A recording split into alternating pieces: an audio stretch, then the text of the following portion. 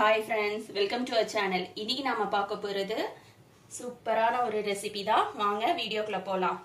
இப்போ ஃபர்ஸ்ட் ஒரு cooker எடுத்துர்க்கேன். Cooker வந்து அடுப்புல வச்சிட்டு எண்ணெய் ஊத்திக்கலாம். எண்ணெய் சூடு வந்துருச்சு. சூடு வரவும் ஃபர்ஸ்ட் ரம்ப இலை போட்டுக்கலாம். பிரியாணி இலை, பட்டை கிராம்பு ஏலக்காய் இதெல்லாம் பொரியட்டும் கொஞ்சம். இதோட அளவுகள் எல்லாமே நான் டிஸ்கிரிப்ஷன்ல கொடுக்கிறேன், நீங்க அதை பார்த்து தெரிஞ்சுக்கோங்க.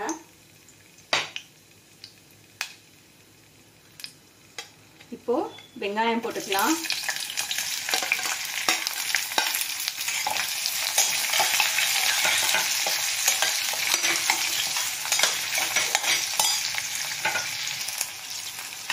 வெங்காயம் நல்ல கலர் மாறணும், கோல்டன் ப்ரௌன் கலர்ல வரணும்.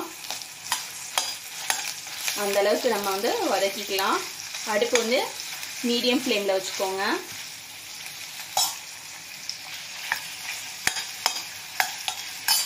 வெங்காயம் கலர் வர்றதுக்கு உப்பு சேர்த்துக்கலாம். உப்பு வந்து தேவையான அளவு.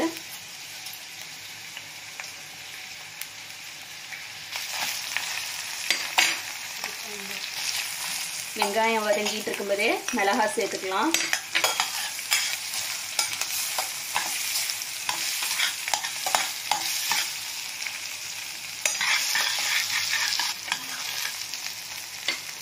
வெங்காயம் இந்த அளவுக்கு வதங்கினதுக்கு அப்புறமா இதுல இஞ்சி பூண்டு சேர்த்துக்கலாம்.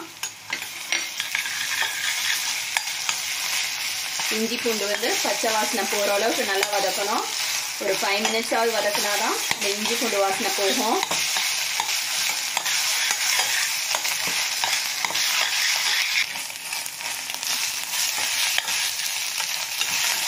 இஞ்சி பூண்டு நல்லா ஒரு 5 மினிட்ஸ் வதக்கணும். அப்பதான் அதோட பச்சை வாசனை போகும். இல்லைன்னா பச்சை வாசனை அப்படியே இருக்கும், டேஸ்ட் வந்து நல்லா இருக்காது.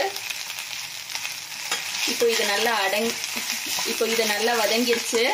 இதுல தக்காளி ஆட் பண்ணிக்கலாம்.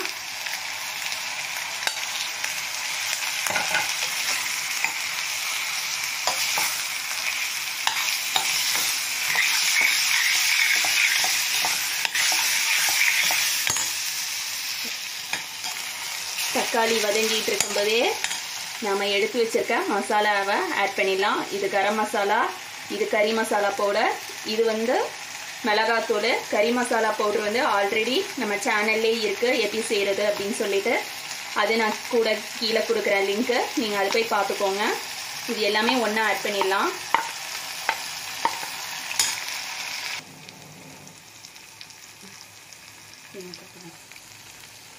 இது வந்து ஈரல் அப்படின்னு சொல்றது, மட்டன்ல உள்ளது. பொதுவா வந்து நிறைய பேர் வந்து மட்டன் சாப்பிடுவாங்க, சிக்கன் சாப்பிடுவாங்க, ஆட்டோட குடல் சாப்பிடுவாங்க. இது யாரும் அவ்வளோ எடுக்க மாட்டாங்க. ஆனால் இதுதான் ரொம்ப நல்லது ரத்தத்துக்கு. ஹீமோகுளோபின் கம்மியாக இருக்கிறவங்க இது எடுத்துக்கிட்டாங்கன்னாக்கா ஹீமோகுளோபின் வந்து நிறைய ஏறும். அந்த அளவுக்கு வந்து ரொம்ப நல்லது. இது வந்து உப்பு போட்டு வாஷ் பண்ணிட்டு வச்சிருக்கேன். இதை இதில் ஆட் பண்ணிக்கிறேன். சப்போஸ் உங்களுக்கு வந்து நான்வெஜ் பிடிக்காது அப்படின்னா இந்த இடத்துல நீங்கள் வந்து ஈரல் ஆட் பண்ணுறதுக்கு பதிலாக நீங்கள் உருளைக்கிழங்கு கட் பண்ணிவிட்டு அது கூட ஆட் பண்ணிக்கலாம். நான் இப்போ இதை ஆட் பண்ண போகிறேன்.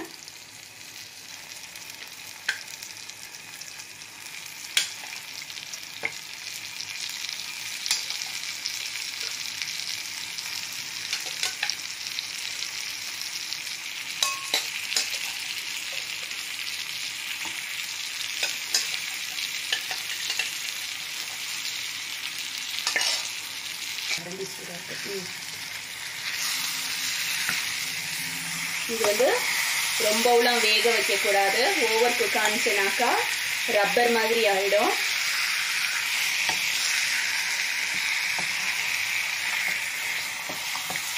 இது இந்த மாதிரி கலந்துட்டு கொஞ்சம் தண்ணி ஆட் பண்ணிக்கலாம். நம்ம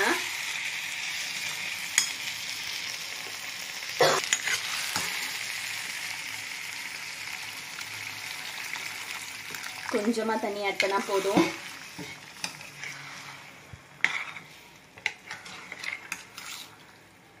இப்போ இத குக்கர் மூடி போட்டு 3 சவுண்ட் வச்சு எடுத்துக்கலாம். அடுப்பு வந்து ஸ்லோ குக்கில் வச்சு பண்ணுங்க. மீடியம்லேருந்து ஸ்லோக்கு மாற்றிடுங்க. ஏன்னா ஈரல் வந்து ரொம்ப குக் பண்ணோம்னா ரப்பர் மாதிரி அறியும், நல்லா இருக்காது.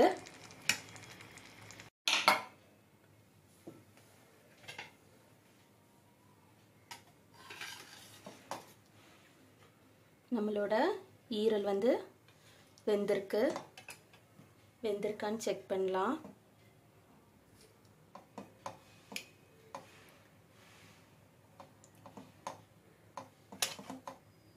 நீங்கள் பாருங்க, இதுதான் வெந்திருக்கா அப்படிங்கிறதுக்கான இது சாஃப்டாக இருக்கும். 3 சவுண்டு விட்டு எடுத்தேன்.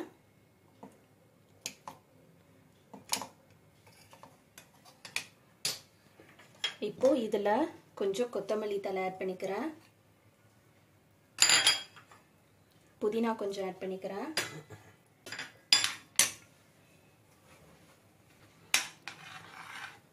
இப்போ இதில் கெட்டி தேங்காய் பால் ஆட் பண்ணிக்கிறேன்.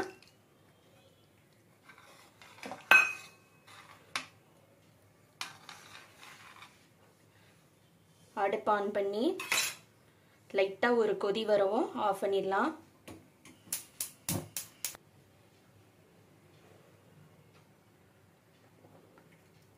நம்மளோட ஈரல் கிரேவி ரெடி ஆயிடுச்சு. இப்போ இதை வந்து ஒரு பாத்திரத்தில் மாற்றிக்கலாம். மாற்றிட்டு நான் உங்களுக்கு காட்டுறேன். இதோட கிரேவி வந்து ரெடி ஆயிடுச்சு.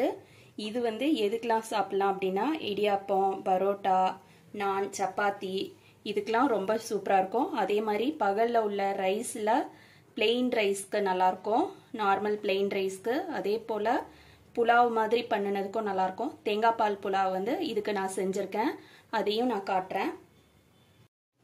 இப்போது நம்மளோட இந்த லிவர் கிரேவிக்கு நான் வந்து தேங்காய் பால் புலாவ் செஞ்சுருக்கேன். இதே மாதிரி நீங்களும் செஞ்சு பாருங்கள். தேங்க்ஸ் ஃபார் வாட்சிங்.